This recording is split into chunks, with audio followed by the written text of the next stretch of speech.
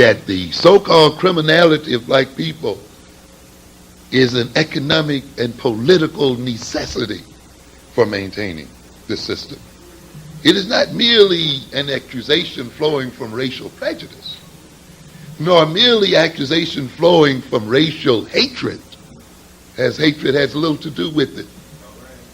It is necessary to the very foundations of the system itself.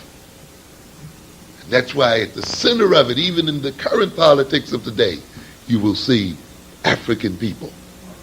And how will you deal with African people has a determining factor in terms of who will get elected and who will be given power in this society. It determines who will be called liberal and who will be called conservative. It determines then the support that they will win in this system or will not win. And we have a situation here then where the Democratic Party, in the dastardly behavior of Clinton, is trying to change the perception that the white electorate has of it so that it can gain power by disrespecting black people and by creating bogus issues. And again, it has come to recognize, as is made very clear in this article, which basically lays out a program for the Democratic Party for achieving power in America, by saying you got to learn somehow to disentangle yourself from these black folk. Because in an analysis that you sponsored,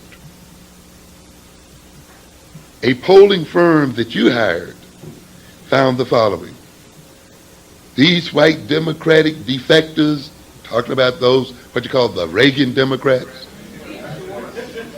express a profound distaste for blacks, a sentiment that pervades almost everything they think about government and politics. Blacks constitute the explanation for their, white defectors, vulnerability, and for almost everything that has gone wrong in their lives. Not being black is what constitutes being middle class. Not living with blacks is what makes a neighborhood a decent place to live. These sentiments have important implications for Democrats, as virtually all progressive symbols and themes have been redefined in racial and pejorative terms. The special status of blacks is perceived by almost all of these individuals as a serious obstacle to their personal advancement. Indeed, discrimination against whites has become a well-assimilated and ready explanation for their status, vulnerability, and failures. So you see why we got to look at more than whether we've gotten an increase in jobs and whether more of us are in schools and so forth, because the attitudes that the other people are operating on have little or nothing to do with these sort of things. You read last week where the whites engaging in the buying of weapons is increasing at a faster rate than blacks. And whites engaging in violence is increasing 30% faster than blacks. And as I will talk a bit later on, this speaks to the fact that whites feel extremely vulnerable. They feel under threat. And this implies then that at some point these feelings may boil over into attacks on the black community. For the rationales have already been set. This situation where the election to political office, where gaining the reins of power depends upon one's relationship and attitudes toward blacks, is very serious. It means then that blacks must be subjected to a constant barrage of innuendo and scandal, and that the best way to get over then is by attacking the very integrity and humanity of the black community. And it means then that this attack on the humanity and the integrity of the black community must proceed even at the time when some blacks appear to be making it up in the system. It means that you must even use those blacks who are making it up in the system to join you in the attack on themselves. This is one of the underlying causes. This is one of the preconditions that was there when the LA insurrection occurred. If you read the current Atlantic magazine, which seems to revel in the analysis of African people, they will talk in this current month about the suburban century. They call it the suburban century begins. And what do they mean by that? They're referring to the fact now that the political base of this country lies in the suburban areas. And for the first time in the history of this country, it's the suburbs who carry the weight in terms of votes. It is no longer the large cities which carry the larger percentage of voters. And consequently then, politicians who expect to get elected to office must speak to the suburbs and must cajole those and flatter those who live there.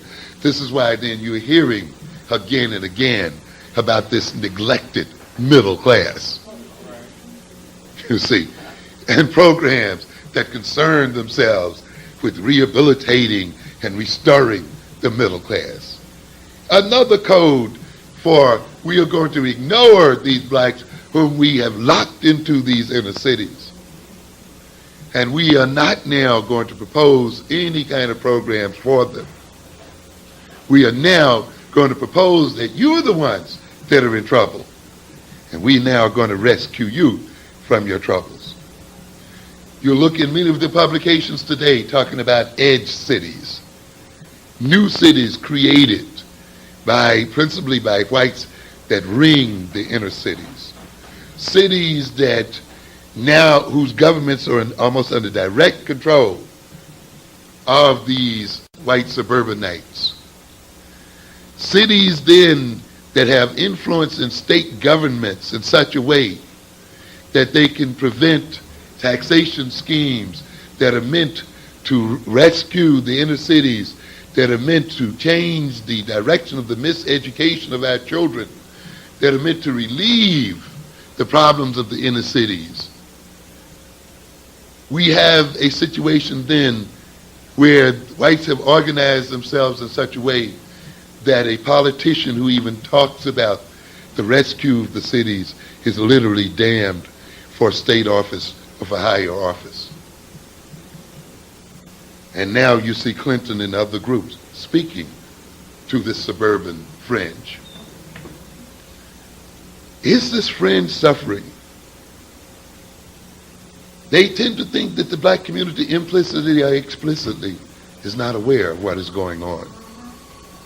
Let's look at some of these things, some of these preconditions. By 1991, the federal government's largest housing subsidy program was providing an average of $3,000 a year for each of 6 million wealthiest households in America, while offering nothing to the 36 million Americans in poverty.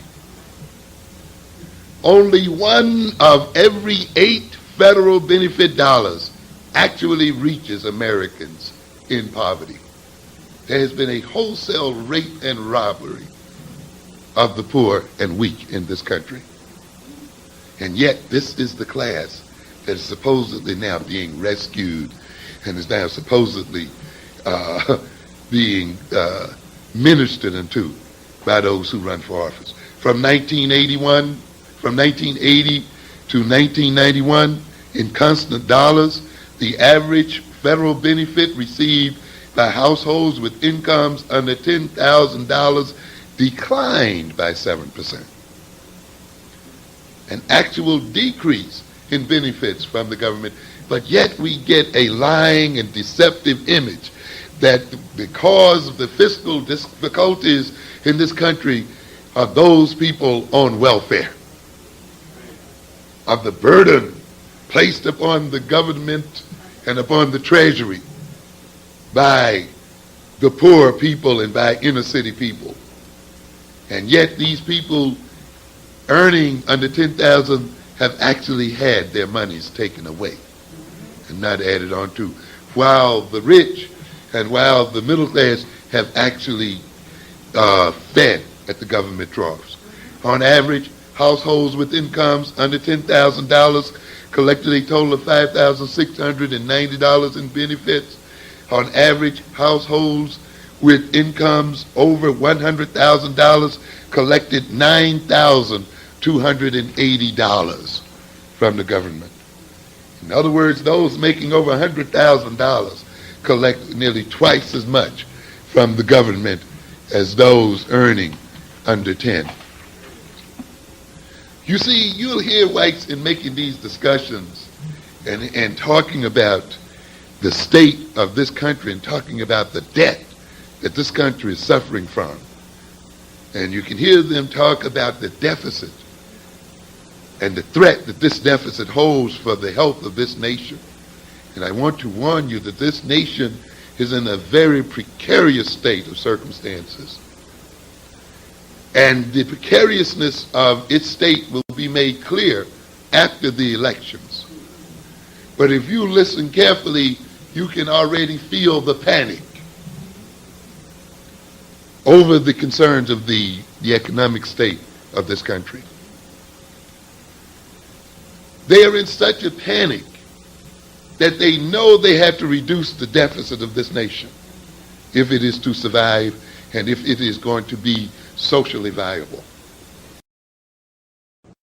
And you got some so-called black conservatives who claim that slavery no longer influences the nature of African people. I wonder what those people have to conserve in the first place. Are they conserving power? They're conserving wealth? What does a black conservative conserve? You know, you have to conserve something.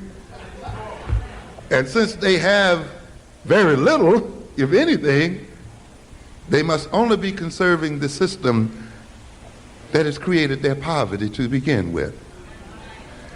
And you see them ultimately justifying the poverty of African people and justifying the political and social and economic subordination of African people in the name of some kind of higher principles. So slavery is not supposed, the experience of slavery is not supposed to be operating in the mentality of black folk. And you hear a lot of our youngsters will say that as well. How do you talk about slavery? That was back there. Or you know, whites talk about it. Well, you know, that was back there. We don't have anything to do with that anymore. You see. And it's an amazing situation because you have to remind them that you're still living off the interest of the wealth that your forefathers earned from slavery. You're still enjoying the accumulated wealth that began with the enslavement of our people. And if you're going to enjoy the wealth that was generated by evil, then you must take the curse that comes along with it.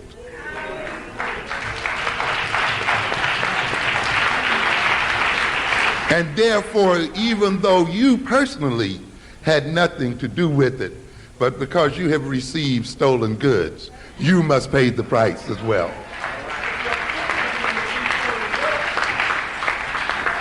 And because you fight and struggle to protect those stolen goods, and you defend them, and you organize your society and your relationship to my people to maintain them and to continue to enhance them, then you must pay the price.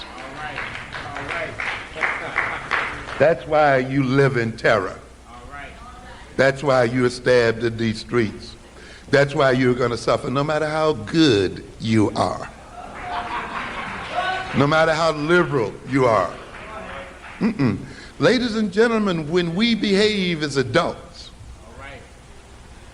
we must recognize that our behavior will be visited upon our children, and that our children pay for our misbehavior. As we say, an act does not end at the point of its occurrence. It continues to reverberate into the future and down across the generations. And that's why when you behave in a particular way, you have to think in terms of 7 generations from your behavior as to how what you're going to do is going to affect those generations later on. And even though those children may appear to be so-called innocent, they will still pay the price of your own misbehavior.